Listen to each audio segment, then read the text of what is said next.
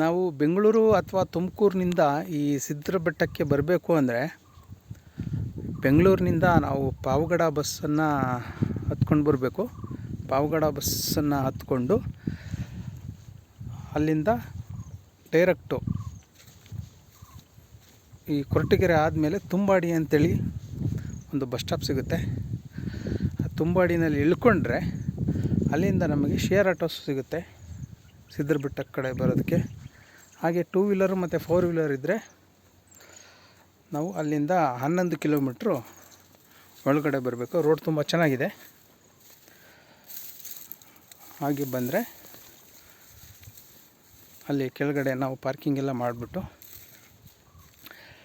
ಬೆಟ್ಟನ ಹತ್ತೋದಕ್ಕೆ start ಮಾಡ್ಬೋದು. ನೋಡಿ ಈ ರೀತಿ ಬಂಡೆಗಳಿಗೆ ಹೇಗೆ ನಿಂತಿದೆ ಅಂತ. ಇದೇ ರೀತಿ ಸಪೋರ್ಟ್ ಇಲ್ಲ. ಬೆಟ್ಟದ ಮೇಲೆ ಅನೇಕ ರೀತಿಯ ಕಾಲ್ದಾರಿಗಳಿದ್ದಾವೆ ಎಲ್ಲ ಕಡೆ. ಸೊ ನೀವು ಯಾರಾದರೂ ಗೈಡ್ ಇದ್ದರೆ ಮಾತ್ರ ಅವ್ರನ್ನ ಜೊತೆಗೆ ಕರ್ಕೊಂಡು ಹೋಗಬೇಕು. ಇಲ್ಲ ಇನ್ನೂ 1.5 ಕಿಲೋಮೀಟ್ರು ಬೆಟ್ಟ ಮೇಲಿದೆ ಅಂತ ಹೇಳಿದ್ರು. ಸೊ ಆ ಕಾರಣಕ್ಕಾಗಿ ತಾವು ಒಬ್ಬಂಟಿಯಾಗಿ ಅಥವಾ ಯಾರಾದರೂ ಫ್ರೆಂಡ್ಸ್ ಜೊತೆ ಬಂದಾಗ ಸೊ ನೀವು ಒಬ್ಬೊಬ್ಬರೇ ಬೆಟ್ಟ ಹತ್ತುವಂಥ ಪ್ರಯತ್ನ ಮಾಡಬೇಡಿ. ಸೊ ದಾರಿ ತಪ್ಪಿ ಆ ಕಡೆ ಈ ಕಡೆ ಹೋಗೋ ಚಾನ್ಸಸ್ ಇರುತ್ತೆ.